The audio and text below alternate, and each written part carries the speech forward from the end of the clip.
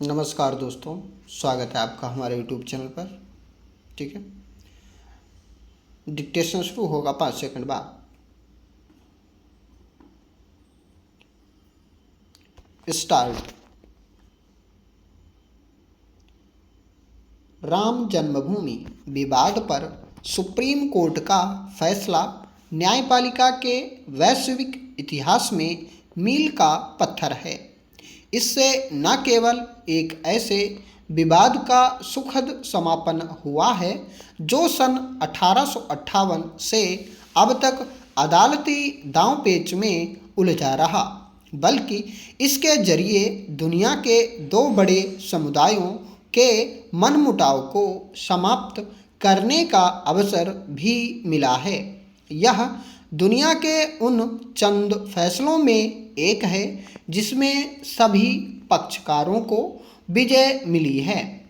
ऐसा इसलिए हो पाया है क्योंकि सर्वोच्च न्यायालय ने अपना निर्णय देते वक्त केवल धार्मिक मान्यता को आधार नहीं बनने दिया।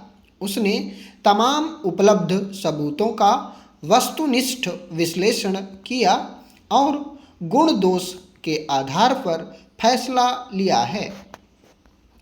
अदालत के सामने तर्क यह दिया गया था कि रामलला विराजमान को विधिक व्यक्ति मानते हुए विवादास्पद जमीन सौंप दी जाए। आमतौर पर देवताओं की मूर्ति को भी कानूनी व्यक्ति का दर्जा दे दिया जाता है। रामलला करोड़ों हिंदुओं की आस्था के केंद्र बिंदु हैं, पर इसके बावजूद रामलला विराजमान को विधिक व्यक्ति का दर्जा नहीं दिया गया, क्योंकि अदालत के सामने पेश किए गए सबूतों द्वारा इसकी पुष्टि नहीं हो पाई। इसके उलट अदालत ने पुरातत्व संरक्षण संस्थान द्वारा की गई खुदाई में प्राप्त अवशेषों और उनके आधार पर निकाले गए तार्किक निष्कर्षों को साक्ष्य के रूप में स्वीकार किया, क्योंकि उन्हें स्वीकारने के लिए वैज्ञानिक व वस्तुनिष्ठ आधार मौजूद थे। खुदाई में मिली सामग्री किसी इस्लामी इमारत या पूजा स्थल से मेल नहीं खाते थे, बल्कि वे किसी मंदिर के ढांचे के हिस्से जैसे थे। इसलिए अदालत ने स्वीकार किया कि उस जगह पर पहले कोई मंदिर था। 2011 की जनगणना के अनुसार भारत की 68.84% आबादी गांवों में रहती है। जनगणना के आंकड़ों से जब सरकार को पता चला कि ग्रामीण क्षेत्रों में केवल 32.70% परिवारों को शौचालय की सुविधा प्राप्त है और देश की 2/3 ग्रामीण आबादी शौचालय की सुविधा से वंचित है, तो सरकार और विकास के लिए आवाज़ उठाने वाले दंग रह गए। खुले में शौच करना न सिर्फ स्वास्थ्य के लिए खतरनाक है, बल्कि देश के ग्रामीण इलाकों में जिन महिलाओं को शौचालय की सुविधा उपलब्ध नहीं है, वे सूर्योदय से पहले या रात के अंधेरे में ही शौच कर सकती हैं। यूनिसेफ की एक रिपोर्ट में भी बताया गया है कि भारत में बच्चों की शारीरिक बढ़वार रुक जाने वालों की संख्या सबसे अधिक है। शारीरिक वृद्धि का रुक जाना न केवल स्वास्थ्य संबंधी एक जोखिम है जो खुले में शौच करने से फैलता है, बल्कि इससे कई दूसरी बीमारियां भी हो सकती हैं। पानी और स्वच्छता से संबंधित बीमारियां भारत में 5 साल से कम उम्र के बच्चों की मृत्यु के प्रमुख कारणों में से एक है। भारत में बाल मृत्यु दर 53 प्रति हजार जीवित प्रसव है। खराब स्वच्छता सुविधाओं से भूमिगत जल प्रदूषित हो जाता है और बीमारी फैलाने वाले जीवाणु के संक्रमण से पेचिश जैसी बीमारियां फैलती हैं। पेचिश की बीमारी के प्रत्येक प्रकोप में शरीर के पोषक तत्व नष्ट हो जाते हैं, जिससे कुपोषण, शारीरिक वृद्धि का रुकना और कभी कभी मृत्यु होने तक की नौबत आ जाती है। भारत कम प्रति व्यक्ति आय की श्रेणी में आने वाले देशों में शामिल है। उपाध्यक्ष महोदय, मैं इस जिले के कुछ गांवों के बुरी तरह संकटग्रस्त होने के अवसर पर यहाँ आया हूँ। इन स्थानों में से मैं एक बहुत पुराने उपनगरीय शहर और अमरावती जिले के कुछ क्षेत्रों को देखने गया।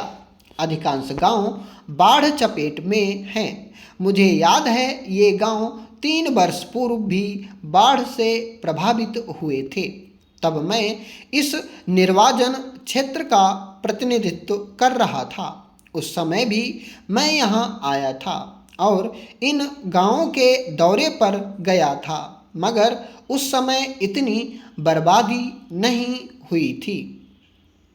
बाढ़ग्रस्त लोगों के लिए उस समय कुछ महत्वपूर्ण कदम उठाए गए थे, उन तक राहत पहुंचाई गई थी। कुछ लोगों को फिर से बसाया गया था, लेकिन किसी ने भी नहीं सोचा था कि वे नदियाँ एक दिन पूरी तरह इन गांवों को निगल जाएंगी।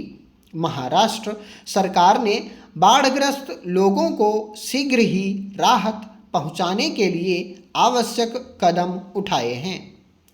भारत सरकार भी इस कार्य में पूरा हाथ बटा रही है। हमने उन परिवारों को आर्थिक मदद दी है जो बाढ़ में अपनी अपनी जान गंवा बैठे हैं। इस तरह बड़ी संख्या में लोगों की जानें गई हैं।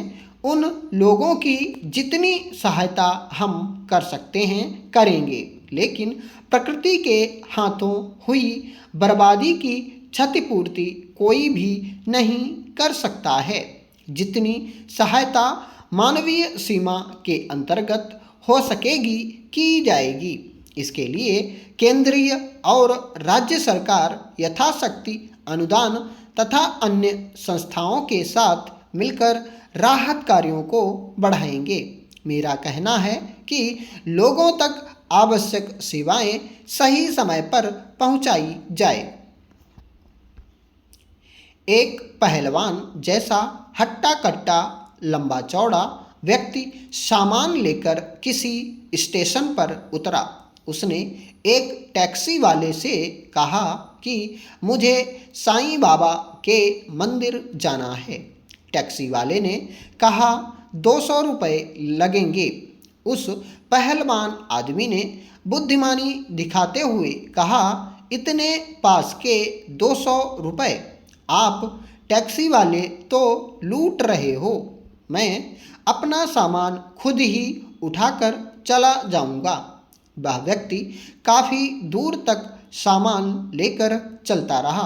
कुछ देर बाद पुनः उसे वही टैक्सी वाला दिखा। अब उस आदमी ने फिर टैक्सी वाले से पूछा, भैया अब तो मैंने आधे से ज़्यादा दूरी तय कर ली है, तो अब आप कितना रुपए लेंगे? टैक्सी वाले ने जवाब दिया 400 रुपये। उस आदमी ने फिर कहा, पहले 200 रुपये, अब 400 रुपये, ऐसा क्यों? टैक्सी वाले ने जवाब दिया, महोदय इतनी देर से आप साईं मंदिर की विपरीत दिशा में दौड़ लगा रहे हैं, जबकि साईं मंदिर तो दूसरी तरफ है। उस पहलवान व्यक्ति ने कुछ भी नहीं कहा और चुपचाप टैक्सी में बैठ गया। इसी तरह जिंदगी के कई मुकाम में हम किसी चीज़ को बिना गंभीरता से सोचे सीधे काम शुरू कर देते हैं और फिर अपनी मेहनत और समय को बर्बाद कर उस काम को आधा ही करके छोड़ देते हैं। किसी भी काम को हाथ में लेने से पहले पूरी तरह सोच विचार लें कि क्या जो आप कर रहे हैं वो आपके लक्ष्य का हिस्सा है कि नहीं।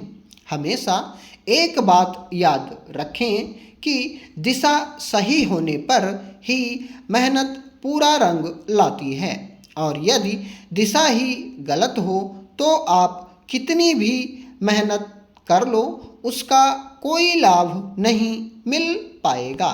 स्टॉप।